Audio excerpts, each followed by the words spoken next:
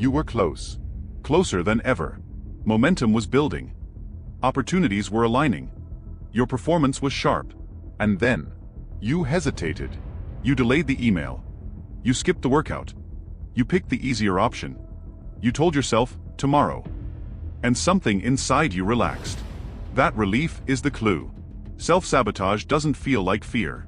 It feels like safety. You think you're afraid of failure. But most people don't collapse when they're losing. They collapse when they're about to win.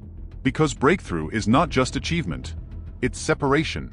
And separation is dangerous to a tribal brain. For most of human history, survival depended on belonging. Exile meant death. Not metaphorical death. Literal death. No protection. No shared food. No mating access. So your nervous system evolved to monitor one thing constantly. Will this behavior increase my risk of exclusion? Massive growth increases that risk. When you rise too quickly, you leave your reference group. Your habits change. Your standards change. Your schedule changes. Your priorities change. You become less predictable. And unpredictability threatens cohesion. Cohesion keeps tribes stable.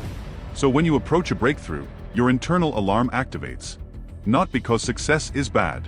Because success alters your position. And position determines belonging. This is why pressure spikes right before expansion. You start imagining outcomes. What if people think I've changed? What if I lose friends? What if I can't sustain this level? What if I outgrow everyone? Notice something. These are not performance fears. They are relational fears. Breakthrough threatens identity. Identity is social. Most people define themselves relative to their group. I'm the smart one. I'm the funny one. I'm the ambitious one, but not too ambitious. I'm the underdog. When you cross a threshold, the old identity dies. And identity death triggers panic. Your brain doesn't care that the new identity is objectively better. It cares that the old identity was accepted. Accepted equals safe. The new identity is untested. Untested equals threat. So you unconsciously restore equilibrium. You procrastinate. You distract yourself. You create minor conflicts. You lower standards just enough to avoid crossing the threshold. And you call it burnout. But it's regression to safety. There's a phenomenon in performance psychology called the upper limit problem. When individuals exceed the level of success they subconsciously believe they deserve, self-sabotage behaviors increase. Why? Because humans maintain internal thermostats for identity and status. If your results exceed your self-concept, tension builds. Tension demands resolution. Resolution can happen two ways. Upgrade identity. Or downgrade behavior. Downgrading behavior is easier. Identity upgrades require psychological death. And death, even symbolic, feels dangerous. Now layer tribal dynamics on top.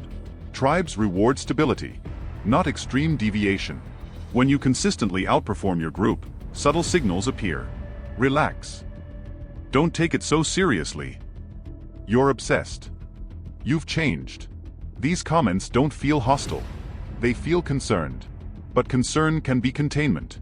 Groups regulate deviation to maintain equilibrium. If one member accelerates, it increases pressure on others. Pressure increases comparison. Comparison increases discomfort.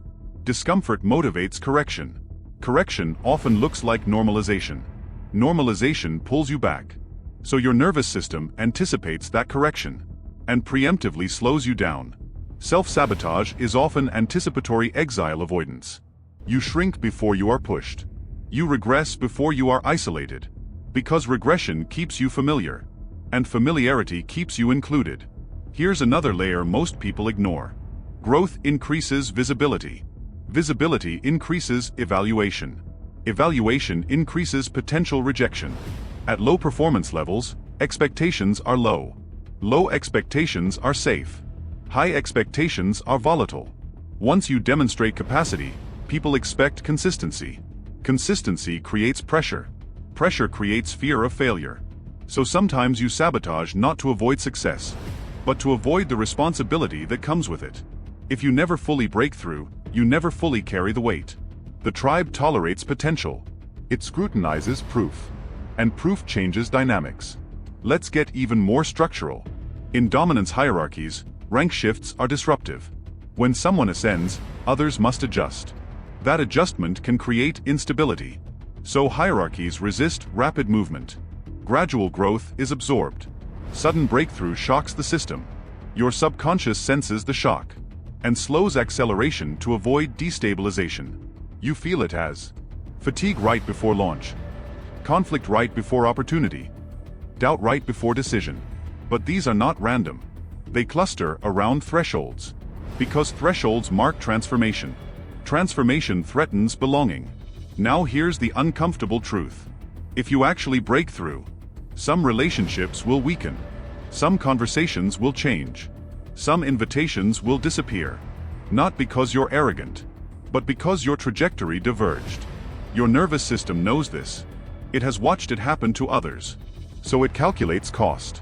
Is this level worth potential isolation? If belonging is still your highest unconscious value, the answer becomes no. And you sabotage. Not dramatically. Just enough. Enough to stay in range. Enough to remain relatable. Enough to avoid standing alone. But standing alone is often the price of expansion. Not permanently, but temporarily. There is always a transition gap between ecosystems. During that gap, you feel unanchored. Old tribe fading. New tribe not yet solidified. That in-between state feels like exposure. And exposure feels unsafe. So most people retreat before the gap widens. They choose comfort over expansion. Because comfort feels like protection. But here's the reframe. Self-sabotage is not proof you are weak. It is proof you are approaching transformation. The sabotage spike is a signal. It appears near thresholds. If you start noticing patterns, look at timing. Do you collapse after progress? Do distractions multiply right before opportunity? Does conflict appear when clarity rises? That clustering reveals the mechanism. You are not afraid of failure. You are afraid of identity rupture. You are afraid of social reclassification. You are afraid of becoming someone your current environment doesn't recognize. And recognition is biologically addictive. So how do you override it? First, awareness of the mechanism reduces its power. Name it. This is exile avoidance. Second, expand identity before results force expansion. Visualize the upgraded self repeatedly. Make it familiar. Familiar reduces threat. Third, gradually expose yourself to higher performance environments. New tribes. New reference groups. Let your nervous system experience belonging at higher levels. Belonging must scale with ambition. If it doesn't, sabotage will restore alignment. Fourth, accept temporary loneliness as transition, not punishment. Isolation during growth is often a bridge, not a verdict. The mistake is interpreting it as rejection instead of recalibration. And here's the final shift. Belonging and growth are not enemies. But they must evolve together. If you cling to old belonging structures, your nervous system will defend them, even against your own potential. So when you feel that hesitation before breakthrough, don't label it laziness. Label it identity defense. And then decide consciously, do you want protection or expansion? Because you cannot maximize both simultaneously. And the closer you get to transformation, the louder the defense becomes. That's not a warning to retreat. It's evidence you're near the edge.